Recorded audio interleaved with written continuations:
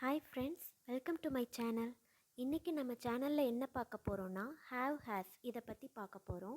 Have has அப்படின்னா என்ன, அதை நம்ம எப்போ யூஸ் பண்ணுவோம், அதுக்கு என்ன அர்த்தம், அதை எந்த முறையில் யூஸ் பண்ணணும், அதெல்லாம்ங்கிறத பற்றி தான் நாம் இன்றைக்கி பார்க்க போகிறோம்.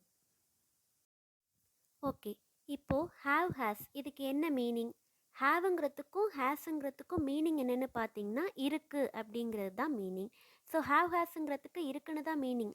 ரெண்டுத்துக்குமே இருக்குன்னு தான் மீனிங்னா இது ரெண்டுத்துக்குமே என்ன வித்தியாசம் இருக்கும், இதை எங்கே பயன்படுத்தணும், எப்போ பயன்படுத்தணும் அப்படின்னு சிலர் யோசிப்பீங்க.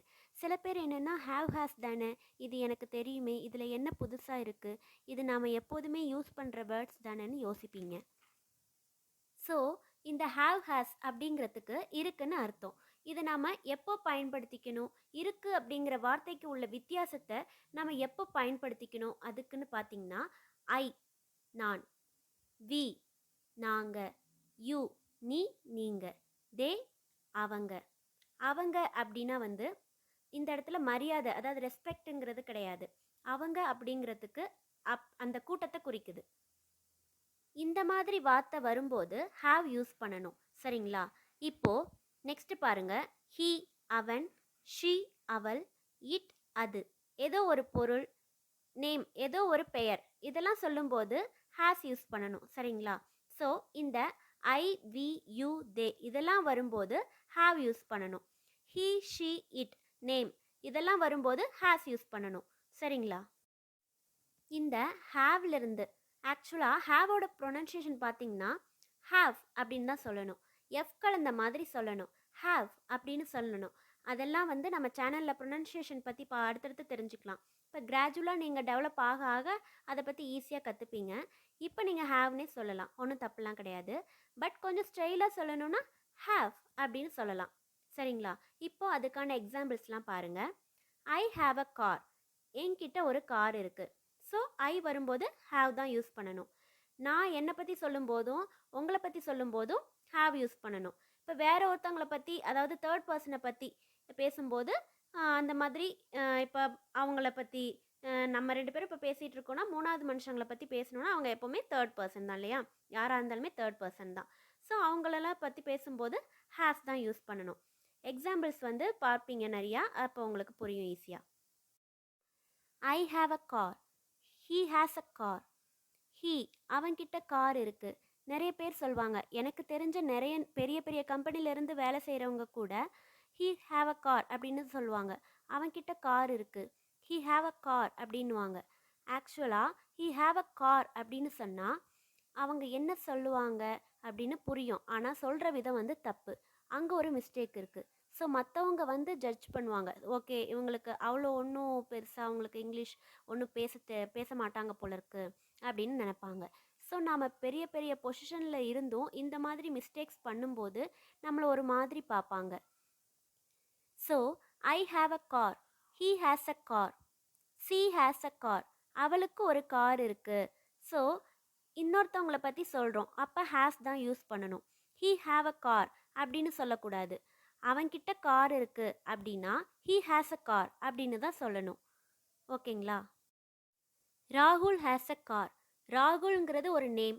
ஸோ நேம் வரும்போது ஹேஸ் தான் யூஸ் பண்ணணும். இன்னொருத்தவங்களை பற்றி சொல்கிறோம் இல்லையா, அதனால் ஹேஸ் தான் யூஸ் பண்ணணும். I have brother, I have a brother, இதில் என்ன மிஸ்டேக் இருக்குது அப்படின்னா பெருசாக எந்த வித்தியாசமும் இல்லை. கவுண்ட் பண்ணுற விஷயத்துக்கெல்லாம் முன்னாடி ஏ போடணும். So I have a brother அப்படின்னு சொல்லணும். Next we have a relatives in Cochin. So we வரும்போது ஹாவ் தான் யூஸ் பண்ணணும். They have a business in Dubai, அவங்களுக்கு துபாயில் பிஸ்னஸ் இருக்குது. தே வரும்போது ஹாவ் வரும். My father has 3 sisters, third பர்சனை பற்றி பேசும்போது ஹேஸ் யூஸ் பண்ணணும், ஓகேவா? ஸோ இப்போ நீங்கள் பார்த்தீங்கன்னா கன்ஃபியூஷன் அப்படின்னு போட்டிருக்கேன். இது எதுக்கு நான் போட்டிருக்கேன்னா, நம்ம தினசரி வாழ்க்கையில் நிறைய பேர் சொல்கிறதெல்லாம் கேட்டு நிறைய விஷயத்த ரெண்டு விதமாக சொல்லுவாங்க. அப்போ நமக்கு கன்ஃபியூஷன் வரும், என்ன இப்படியும் சொல்கிறாங்க அப்படியும் சொல்கிறாங்க, இதில் எது கரெக்டாக இருக்கும் அப்படிங்கிற மாதிரி ஒரு சந்தேகம் நமக்குள்ளே இருக்கும். இந்த கன்ஃபியூஷன் வரும்போது தான் நமக்கு கான்ஃபிடென்ட் லேக் ஆகும். கான்ஃபிடென்ஸ் நம்மக்கிட்ட இருக்காது. இந்த கன்ஃபியூஷன் வரும்போது இதில் எது கரெக்டாக இருக்கும், ஒருவேளை நம்ம இப்படி சொன்னால் தப்பாயிடுமோ, இந்த ரெண்டு விதமாக சொல்கிறாங்களே, இதில் இதை சொன்னால் தப்பாயிடுமோ, இல்லை இது கரெக்டாக இருக்குமோ, சரி பேசாமல் நம்ம அமைதியாகவே இருந்துருவோமே அப்படின்னு சொல்லி பேசாமல் இருந்துருவோம். நம்ம சொல்லவே வேண்டாம், பிரச்சனையே வேண்டாம் அப்படின்னு உட்காந்துருவோம். அப்போ தான் நமக்கு கான்ஃபிடென்ஸ் கம்மியாகுதுன்னு அர்த்தம். ஸோ இந்த தினசரி வாழ்க்கையில் அதிகபட்சமாக நம்மளுக்கு இருக்கிற கன்ஃபியூஷன் அதெல்லாம் தீர்க்கறதுக்கு தான் இந்த கன்ஃபியூஷன்ஸ் அப்படிங்கிற ஒரு செக்மெண்ட்டை இதில் போட்டிருக்கேன். சரிங்களா? இப்போது எக்ஸாம்பிள்ஸ் பாருங்கள். I have two brothers. I have got two brothers. ரெண்டு விதமாக இப்படி சொல்லியிருக்காங்க. இதில் எது கரெக்டாக இருக்கும்? இது ரெண்டுமே கரெக்டு தான். ஆமாம், ரெண்டு ரெண்டு விதத்துலையுமே நீங்கள் சொல்லலாம். ஸோ இதில் என்ன வித்தியாசம் அப்படின்னு பார்த்தீங்கன்னா, ஐ ஹாவ் டூ பிரதர்ஸ் அப்படின்னா இது கொஞ்சம் ஃபார்மலாக இருக்கும். I have got two brothers அப்படின்னா இது வந்து நாட் ஸோ ஃபார்மல், அவ்வளோவா ஃபார்மல் கிடையாது. பட் நீங்கள் ரெண்டு விதமாகவும் சொல்லலாம், தப்பே கிடையாது. ஐ ஹாவ் அ கார் அப்படின்னு சொல்லலாம், அது ஃபார்மலாக இருக்கும். I have got a car அப்படின்னு கூட சொல்லலாம். ஸோ இன்னொருத்தவங்களை பற்றி சொல்லும்போது ஹீ ஹேஸ் அ கார், அவர்கிட்ட கார் இருக்குது.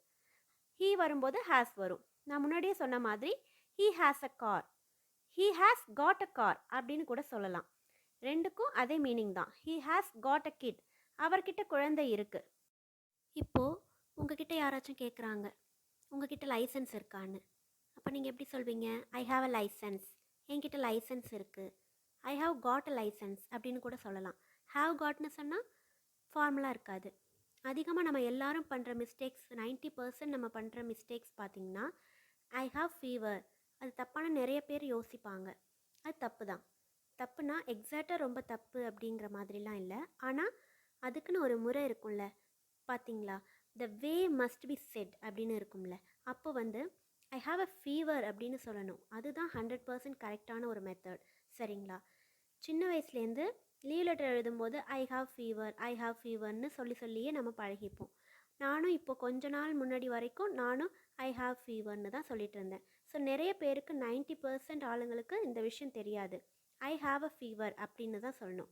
I have a temperature, I have a fever, I have a headache அப்படின்னு தான் சொல்லணும். இதுதான் சரியான முறை. சரிங்களா? இப்போது நெக்ஸ்ட்டு பார்த்தீங்கன்னா, she has got a headache. யாராச்சும் அவளுக்கு என்ன ஆச்சுன்னு இப்படி கேட்குறாங்கன்னு வச்சுக்கோங்க. அப்போது என்ன சொல்வீங்க? அவளுக்கு தலைவலி இருக்குது அப்படின்னா எப்படி சொல்லணும்? She has got a headache அப்படின்னு நீங்கள் சொல்லலாம். ஓகே, இப்போ நெக்ஸ்ட்டு சிப்ளிங்ஸ். சிப்ளிங்ஸ்னால் என்ன? உடன்பிறப்புகள். உங்கள் கூட பிறந்த அக்கா, தம்பி, அண்ணா, தங்கச்சி யாராக இருந்தாலும் சிப்ளிங் தான். ஸோ அது வந்து ஜெண்டர் அப்படின்லாம் ஆண் பெண் அப்படின்னு எந்த ஒரு வித்தியாசமும் இல்லாமல் ஜென்ரலாக எல்லாரையும் உங்கள் கூட பிறந்தவங்க அப்படின்னு சொல்கிறவங்களுக்கு சிப்ளிங்ஸ் அப்படின்னு தான் சொல்லணும். நிறைய பேர் கேட்பாங்க, do you have any siblings அப்படின்னுவாங்க. எஸ், ஐ ஹாவ் சிப்ளிங்ஸ், எனக்கு சிப்ளிங்ஸ் இருக்காங்க அப்படின்னு சொல்லணும். நெக்ஸ்ட் வந்து நீஸ், நெஃப்யூ, கசின். நீஸ் அப்படின்னா என்ன? உங்கள் கூட பிறந்தவங்களோட குழந்தைங்க, அவங்க தான் நீஸ்.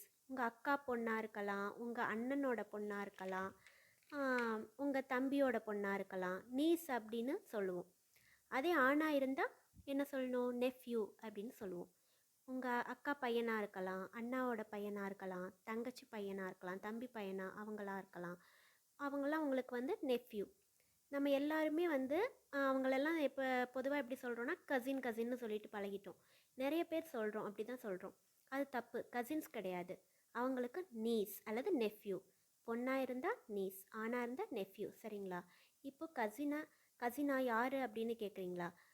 கசின்னா எப்படி சொல்லணும்? யார் சொல்லணும்? உங்கள் அங்கிளோட பசங்க, அதாவது உங்கள் மாமா பசங்க அந்த மாதிரி வருவாங்க இல்லையா, அத்தை பசங்க அந்த மாதிரி வருவாங்க இல்லையா, அவங்களுக்கெல்லாம் வந்து கசின் அப்படின்னு சொல்லணும். அதுக்கு தான் வந்து அந்த கசின் யூஸ் பண்ணணும். கூட பிறந்தவங்களோட குழந்தைங்கள வந்து கசின்னு சொல்லக்கூடாது, நீஸ் நெஃப்யூன்னு தான் சொல்லணும்.